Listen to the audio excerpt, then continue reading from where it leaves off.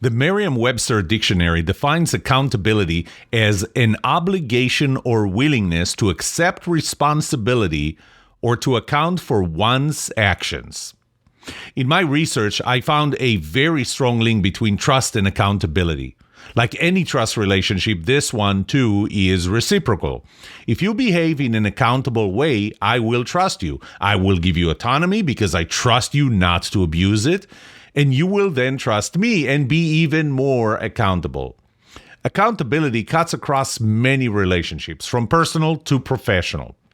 This is the first of 2 episodes in which, through stories of my research and trust model, I will discuss several aspects of accountability, the link between accountability and trust, and I will give you 10 ways to be more accountable and trusted. This is part 1.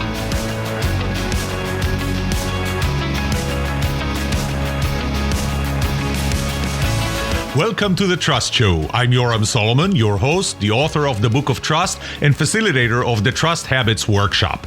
My mission is simple. I want to help you form habits that build your trustworthiness, because the answer to this question will have the biggest impact on your personal and professional success or failure. Can I trust you?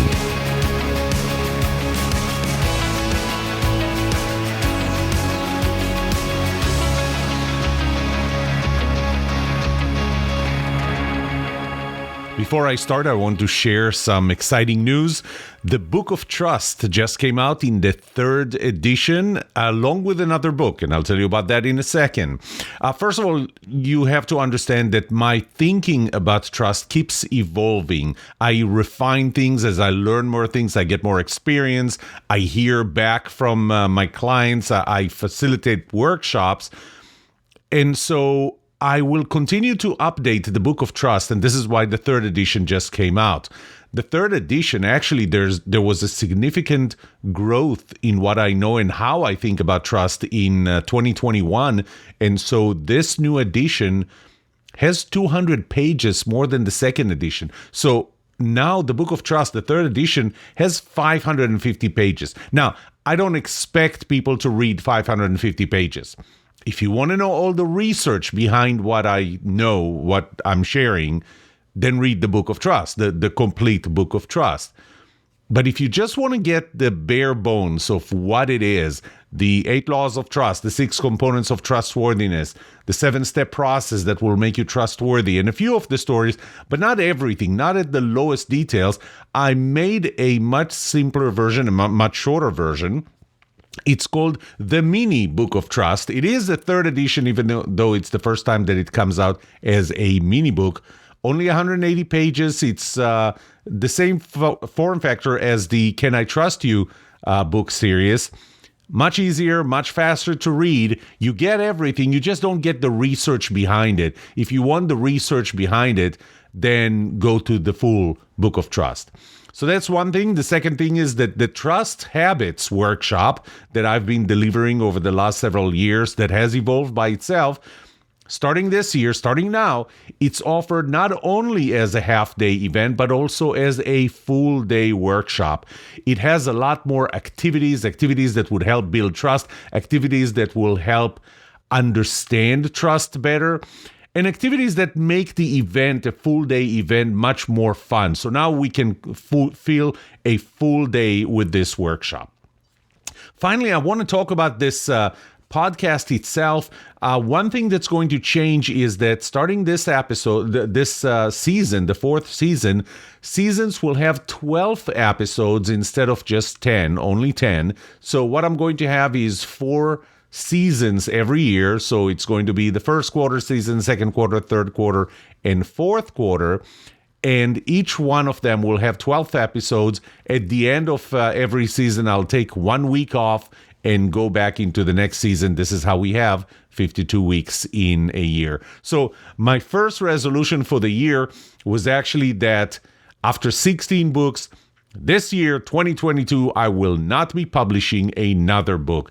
And this is also the first resolution that I'm going to break, because one other idea that I had is that at the end of every season, I will put all of the articles, because now I'm publishing it as a podcast, that you're listening to right now as a video cast on YouTube. You can watch it on YouTube. Shorter versions, though, of this podcast, because you would typically not want to watch 30 minutes on YouTube, but you'll still get the same ideas, and articles on my blog, on LinkedIn newsletter, and other places where you can read the articles in written form. But every quarter, at the end of every season, I will also publish a mini book with the episodes, the 12 episodes, the 12 articles of that season. So these are the new things that are coming out. I'm really excited. And with that, let's talk about accountability.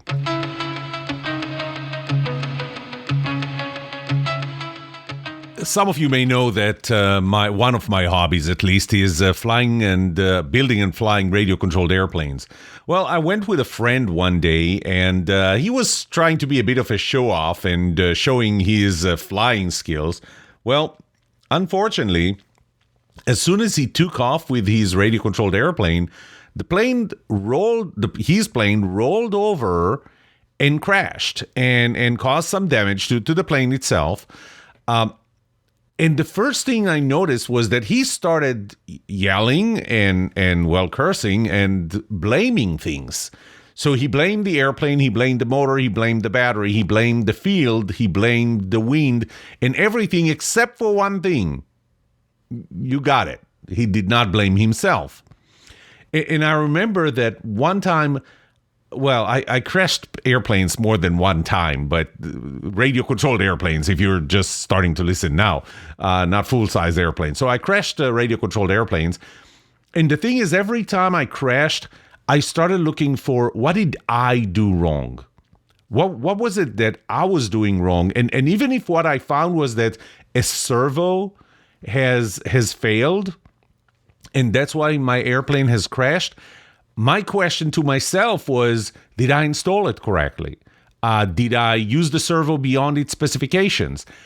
Did I buy the right type of servo? So all of those questions, I had to ask myself, what is it that I was doing that was wrong? So people who blame others are not trusted, especially not by those other people. You know that things fall apart, they would start blaming others. Maybe even blaming you. So you want to keep your distance from people like that, and you don't trust them. Look, there is no doubt about that. There's always part of it, when something fails, there's always part of it that is your fault. If you don't find that, then you're going to make the same mistake over and over again. And again, this could be that the servo had broken, but it's you who decided to buy that servo, to select that servo, to install that servo. Maybe you installed it incorrectly, out of spec or whatever. So there is always part of it that's your fault. What being accountable means, and this is going to be the first tip here, what being accountable means is that you ask yourself, what was your part of the failure? Even if many people have failed, even if a machine has failed, ask yourself, what was your part of it? Being accountable means that you focus on learning from mistakes rather than finding who's to blame for that. Of course, other than yourself, right? Because you will never blame yourself. Well, hopefully now you will. So being accountable means that you learn from mistakes. You focus on learning from the mistakes rather than finding who is to blame. And being accountable means that you learn how to say, I was wrong. You know, it's hard to say, I was wrong. And by the way, there is an advanced version of that. I was wrong and you were right. That's even harder. Try saying that. I was wrong and you were right. I know it's hard, but that's part of being accountable. Being accountable means that you say, this was my fault. This was my mistake. And I have to tell you that fixing a broken relationship, whether it's personal or professional, it starts with you owning your part and your part of that failure.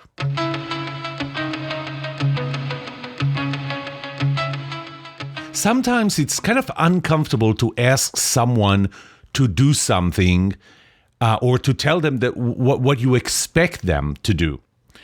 You may expect someone to do something and not tell them as a result. And guess what happens? They just don't do it. You expect them to do something, but you never told them. They don't do it. You get disappointed, and now you don't trust them. So the first question I have to ask you is, do they even know that you expected them to do that? You know, how many times do you have this conversation where you say, you know, I'm really disappointed at you, or somebody says that to you, I'm really disappointed to you. And you go, why? Why are you disappointed? Well, I expected you to do this. Well, then why didn't you say so? You didn't say anything. How am I supposed to know that this is what you expected? Well, I'm turning this around. I'm not talking about you being expected to do things that you didn't even know. I'm talking about you expecting other people to do things that they don't know that you expect them to. Being accountable means that you don't expect things, you actually ask for them. Now, sometimes, even if you don't know something, it's kind of uncomfortable to ask. You know, sometimes you may feel that you may feel stupid for even asking. But if you don't know something, often what you will do is you will make assumptions. So you will fill in a gap of your knowledge about somebody else or what they're doing or what their intentions are, and you fill that with assumptions. My first CEO, when I moved to the U.S. back in '98, Ray Shook, he told me something that I'm sure he didn't invent it, but he said, when you assume, if you break the word assume into 3 parts, when you assume, you make an ass of you and me. That's what the word assume is. The thing is, you make assumptions about other people, about what they think, about what their motivations are, what their intentions are, and you find that you're wrong, and guess what you do? You blame them. You blame them for something that was never true. But that's because you assumed. So when you find that you're wrong and you blame them, I want you to first ask yourself, did you ever ask them? Did you ever ask them what their motivations, what their intentions, or any other piece of information that you made an assumption on, whether it's true? So being accountable also means that you don't make assumptions. You actually ask.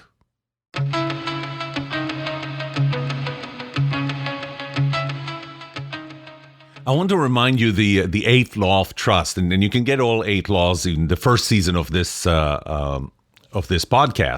The 8th law of trust says that trust is two-sided.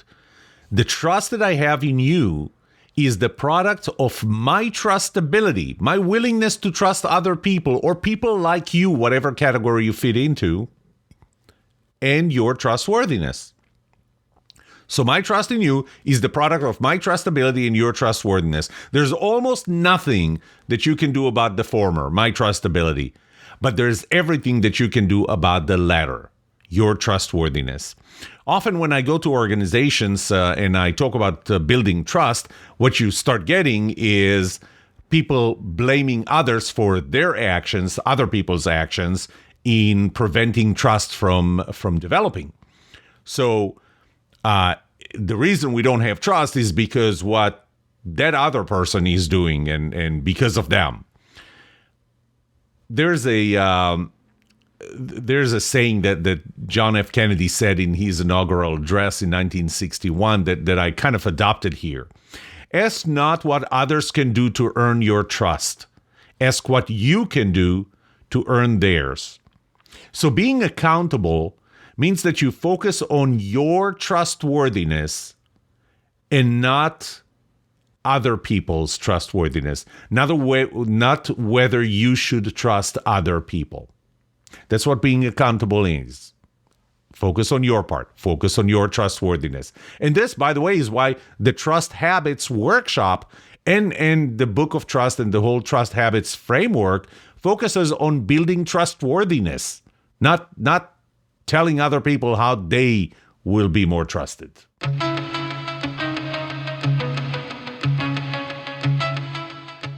Let's talk about communications. Well, what is communications? Communications is something that starts with a message in your head. The message then comes out of your mouth. Now, did it ever happen to you that the words that came out of your mouth were not really what started in your head? Where you go, did I really say this out loud? Is this what I said? I mean, it sounds, even in my ears, it sounds so different. So there's the idea that starts in your head, the words that come out of your mouth. Then there are the words that reach my ears. So not necessarily everything that comes out of your mouth reaches my ear, because there's noise. I may not be focused enough or what have you. So that's not necessarily exactly the same thing that reaches my ears. Then I interpret it based on my own prisms and lenses and cognitive abilities. I interpret what my ears hear into what ends up in my brain. And what started up in your brain is not necessarily what ended up in my brain. Those are different things in many, many, many cases. And there are a lot of exercises that we do to prove that. Let me ask you a question. Whose fault is it? Is it your fault? Or is it my fault? Is it your fault because you didn't say it clearly enough? Or is it my fault because I didn't understand it clearly enough or well enough? What you said that was obviously very, very clear. So being accountable means that you take responsibility for my misunderstanding of what you said. Let me repeat that. You take responsibility for my misunderstanding. And as a result, if I didn't understand what you said, instead of saying, Yoram, you don't understand a single word. You didn't understand a single word that I said. Because when you do that, you put me on the defense. I become defensive. I become emotional, irrational, and that's not productive. Definitely not trust building. But if instead, when you're accountable for my misunderstanding, then what you will do is say, you know what? I don't think that I explained it very well. Let me try again. Now I'm not defensive. That's what being accountable is. On the flip side, being accountable, when I say something to you and you don't understand it, being accountable means that you're going to tell me that you didn't understand, and if I can explain it in a different way, rather than say, hey, Yoram, you can't explain anything well. You just don't know how to explain things, because then once again, you put me on the defense and you're doing anything but building trust or your own trustworthiness. So for you to be accountable, if you didn't understand what I said, then you have to just ask again, try and get me to explain it better to you. But you take responsibility for not understanding. So being accountable is you taking responsibility for me not understanding, and you taking responsibility for you not understanding. It's you taking responsibility. That's what accountability is about.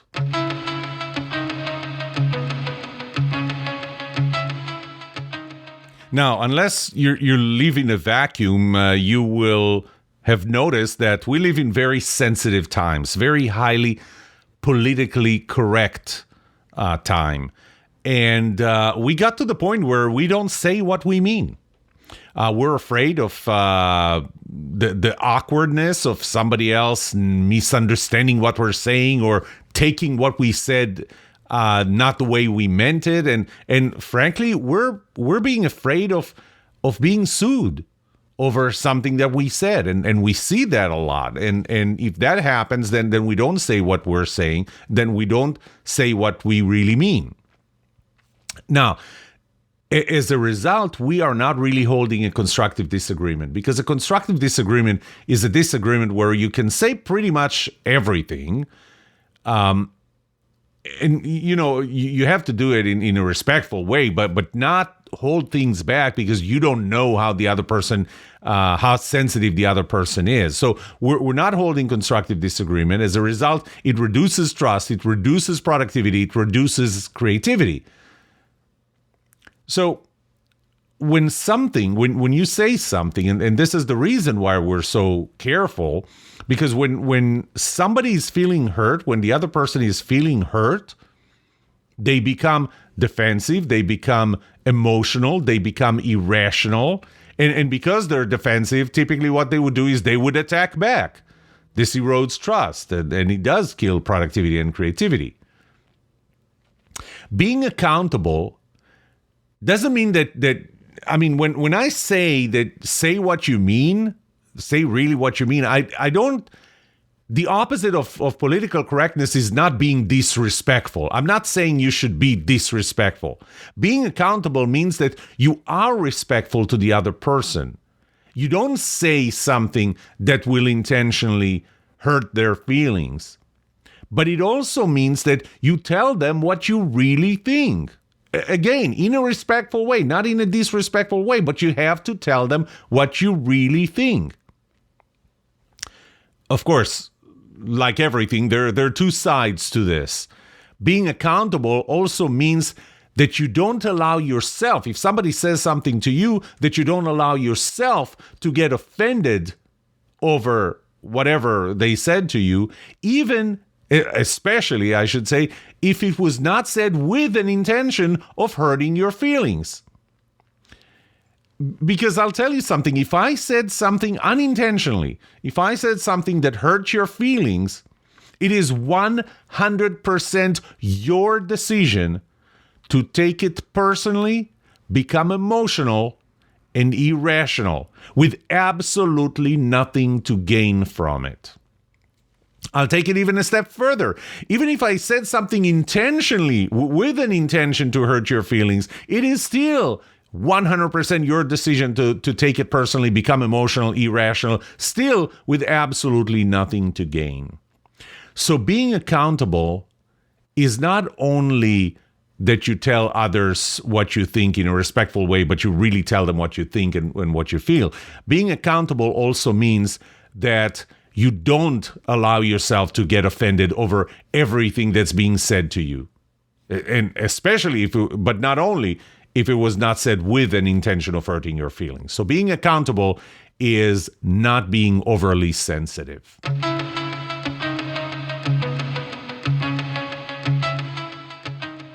The next one is empathy. And I have to make it clear that when I say empathy, I'm not talking about sympathy. I'm not talking about pity. I'm not talking about compassion.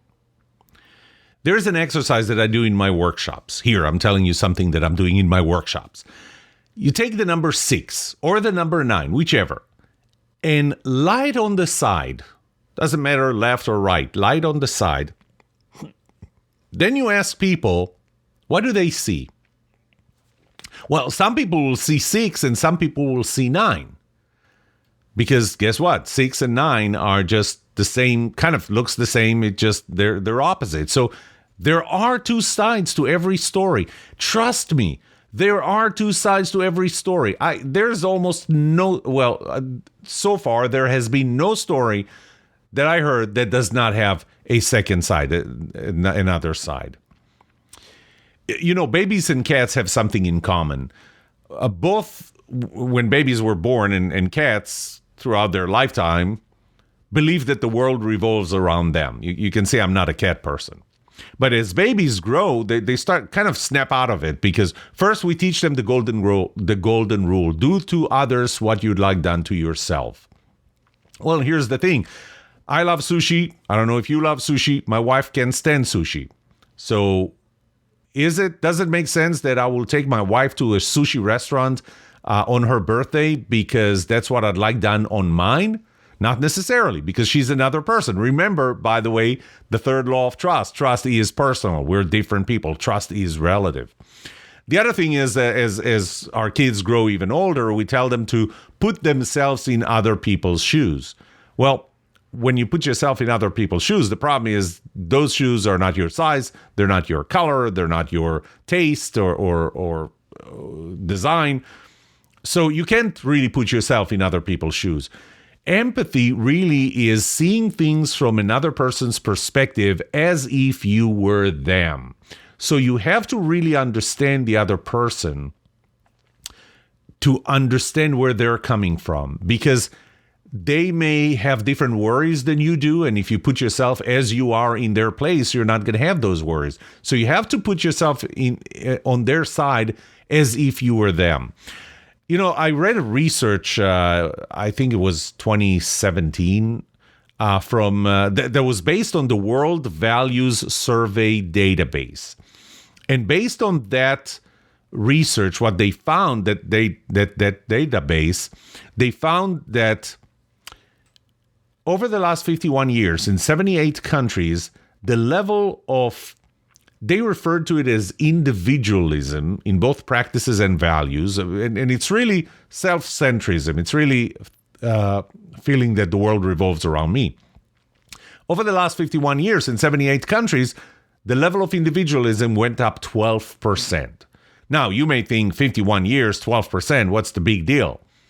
Well, they actually isolated English-speaking countries. And in English-speaking countries, that level went up not by 12%, but by 69%. We are 69% more self-centered than we were before. We are less capable of empathy. We are less capable of putting ourselves or seeing things from the other person's perspective as if we are them.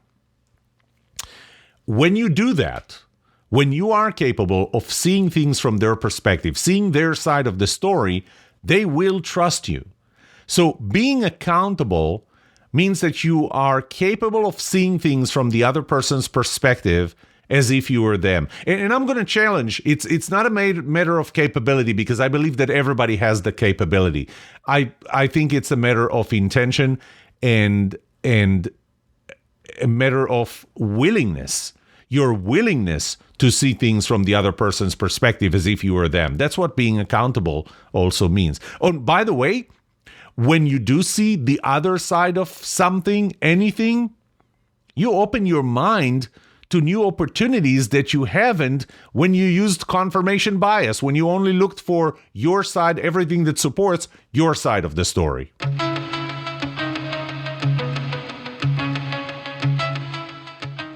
This is the end of the first part of what accountability means and the 10 tips of how to be more accountable. The next 4 will be in the next episode.